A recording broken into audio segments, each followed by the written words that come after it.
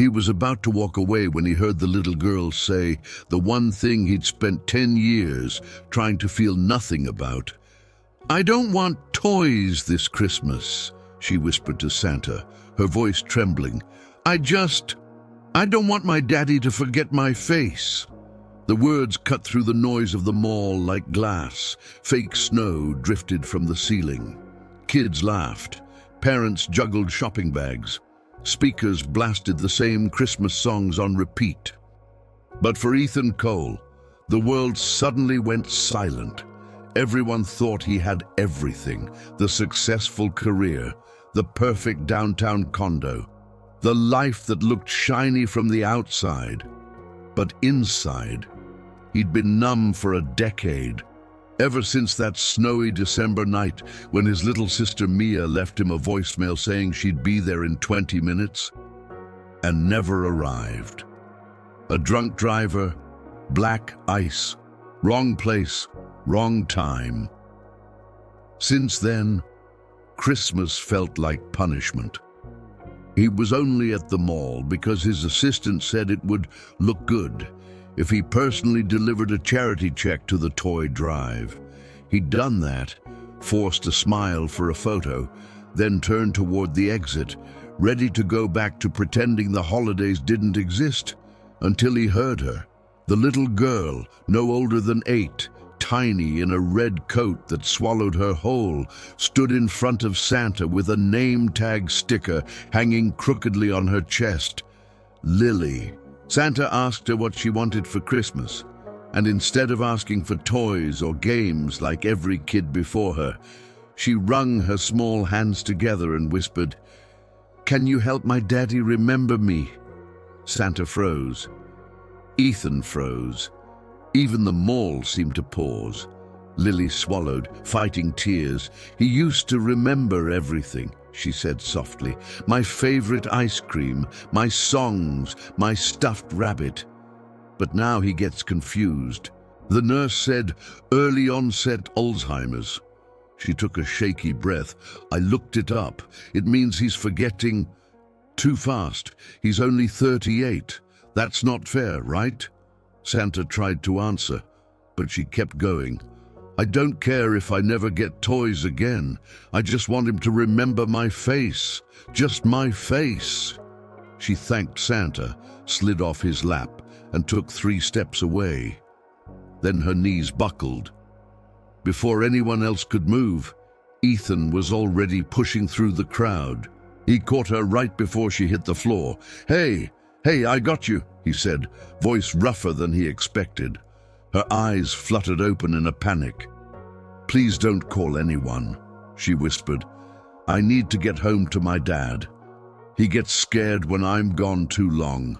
A child who fainted from hunger, worried about him. That was the moment something inside Ethan cracked open in a way he hadn't expected. He helped her onto a bench and handed her a juice box someone brought over. She held it like it was treasure. "When's the last time you ate?" he asked gently. She thought about it. "This morning, I had crackers. We saved the bread for Daddy's pills." He inhaled sharply. "You've been here long." "I walked from the clinic after school," she said, matter of fact.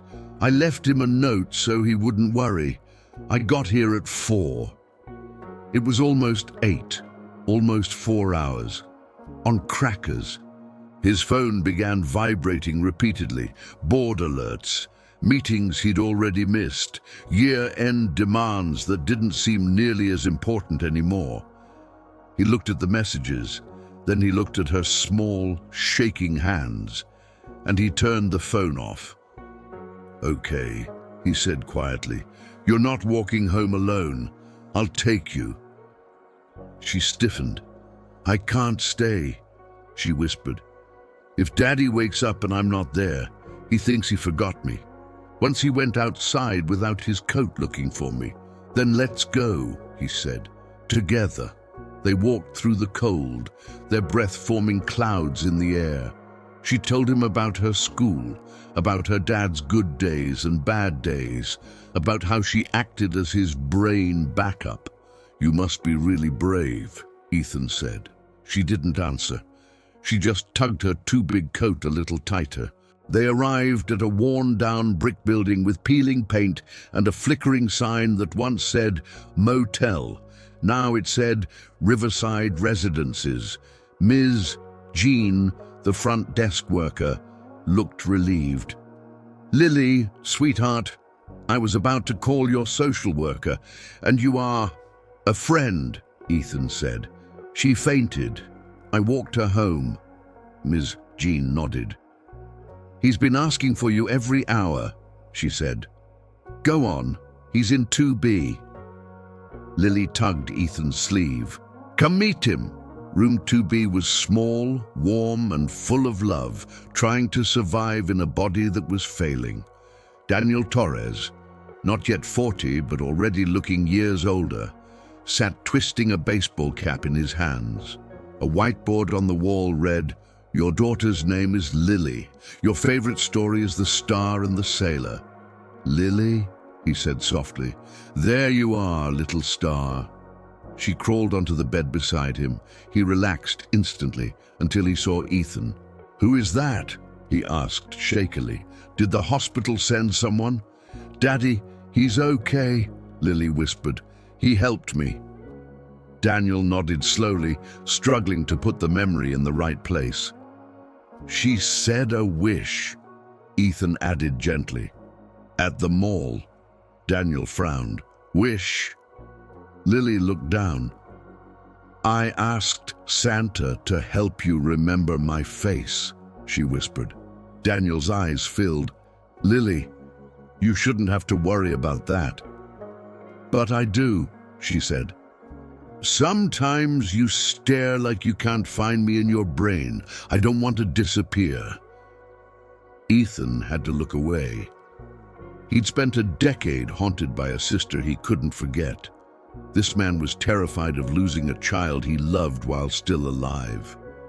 From that night on, Ethan kept coming back. Groceries, takeout, help with medications. Someone to call when Daniel forgot what day it was and panicked. Someone Lily began to trust in a way that both warmed and terrified him. Then the knock came. A social worker stepped into the apartment, clipboard in hand. "We're reviewing Lily's case," she said. "Given your diagnosis, Mr. Torres, we need to evaluate whether she can remain in your care." Lily froze. "Are you taking me away?" "Not today," the woman said gently, "but we need to explore options. Options, foster care, group homes, strangers." Daniel's face crumpled. "I can't lose her," he whispered to Ethan after she left. "I'm already losing everything else. Please don't let them take her." Something inside Ethan anchored. He'd walked into their story by accident. Now he couldn't walk out. He went home, sat in his silent, expensive condo, looked at the untouched Christmas decorations stored in their boxes, and realized he'd spent 10 years convincing himself he didn't deserve another family. But maybe he was wrong. The next day, he returned to 2B. He knelt beside Lily on the bed. "There's something I want to ask you," he said softly. "And your dad?" She blinked up at him. He turned to Daniel. "If CPS comes back," he said, "and you don't have family who can step in, they'll make the decision for you, and it might not be the right one." Daniel swallowed, his hands trembling.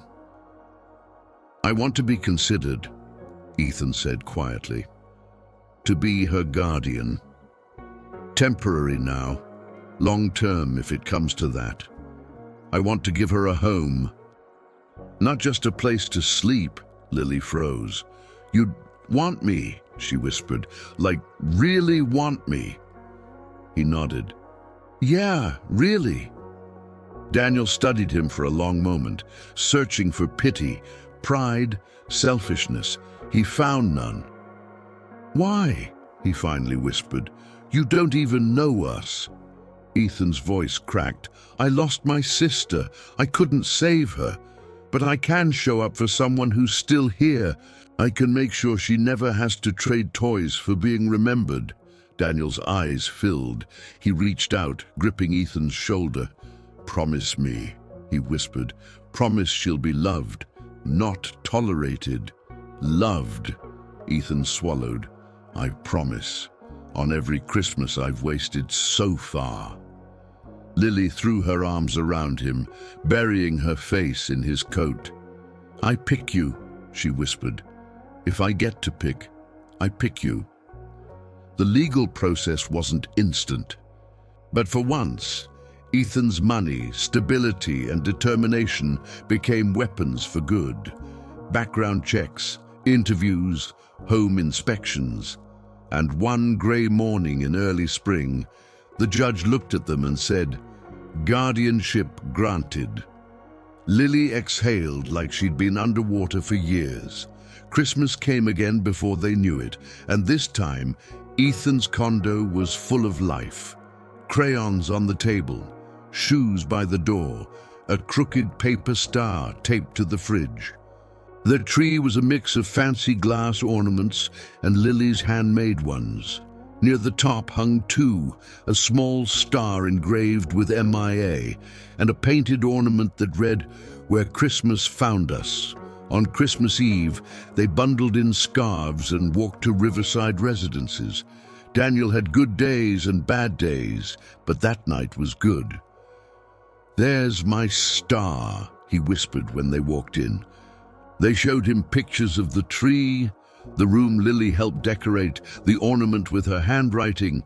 He laughed at the same joke twice, forgot details, remembered others.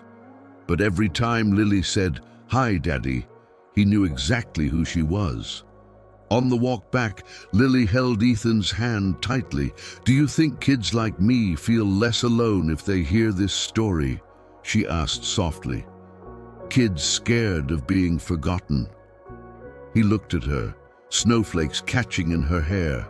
I think it might be exactly what someone needs, he said. She nodded. Then I'm glad you heard me that night, she whispered. You were the wrong guy at the mall, at exactly the right time. Ethan smiled, pulling her closer. No, he said. I think I was exactly where I was supposed to be. If this story touched you, even a little, please take a second to like this video so it can reach someone who needs a reminder that hope still exists. And if you believe in stories that change lives, don't forget to subscribe to The Day Everything Changed. You never know. The next story might be the one your heart's been waiting for.